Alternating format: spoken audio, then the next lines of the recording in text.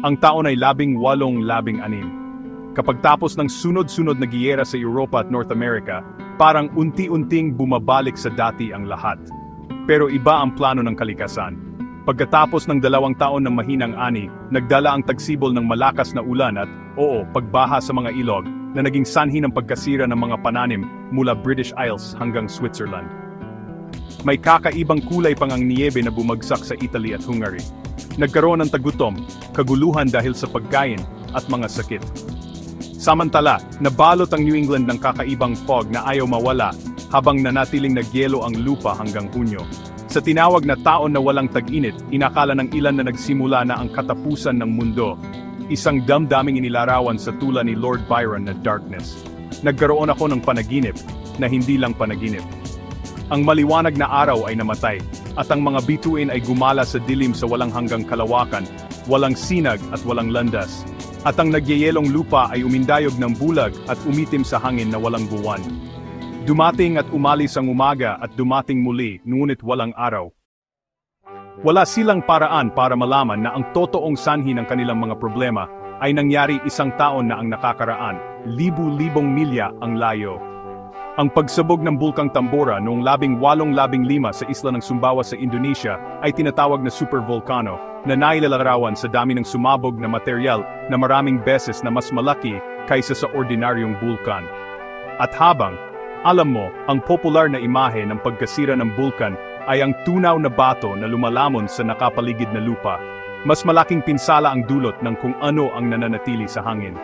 Ang volcanic ash na ikinakalat ng hangin ay maaring bumalot sa kalangitan sa loob ng ilang araw, habang ang mga nakakalasong gas, tulad ng sulfur dioxide, ay nagre-react sa stratosphere, na humaharang sa solar radiation at lubhang nagpapalamig sa atmosfera sa ibaba.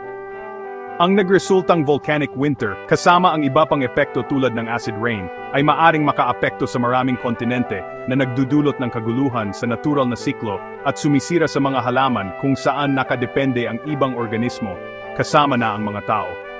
Naglabas ang Bulkang Tambora ng halos 160 cubic kilometers ng bato, abo at gas. Ang pagsabog ng Bulkang Tambora ang pinakamalaki sa naitalang kasaysayan, na naging sanhi ng halos 70,000 pagkamatay. Pero alam mo, mas nakakamatay pa ang mga nakakaraang pagsabog. Ang pagsabog ng Huayna Putina ng Peru noong 1600 ay malamang na nag-trigger ng tagutom sa Russia na pumatay ng halos 2 milyon, habang ang mas sinaunang pagsabog ay sinisisi sa mga pangunahing kaganapan sa mundo, tulad ng pagbagsak ng Chinese Xia Dynasty, ang pagkawala ng sibilisasyong Minoan, at maging ang genetic bottleneck sa evolution ng tao na maaring resulta ng pagkawala ng halos lahat maliban sa ilang libong tao, 70,000 taon na ang nakakaraan. Isa sa mga pinakamapanganib na uri ng supervolcano ay ang isang explosive caldera na nabuo kapag bumagsak ang isang bulkan pagkatapos ng isang napakalaking pagsabog na ang walang laman na magma chamber ay hindi na kayang suportahan ang bigat nito. Ngunit kahit na nawala ang bulkan sa ibabaw ng lupa, patuloy ang volcanic activity sa ilalim ng lupa nang walang paraan ng paglabas.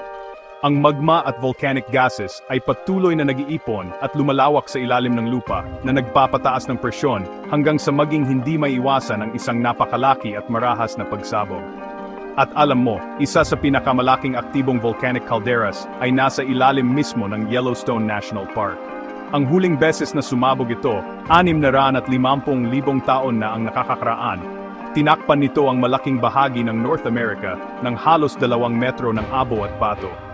Kasalukuyang minomonitor ng mga siyentista ang mga aktibong bulkan sa mundo at ang mga pamamaraan para sa paghula ng mga pagsabog, pagsasagawa ng mga paglikas, at paglihis ng mga daloy ng lava ay bumuti sa paglipas ng mga taon.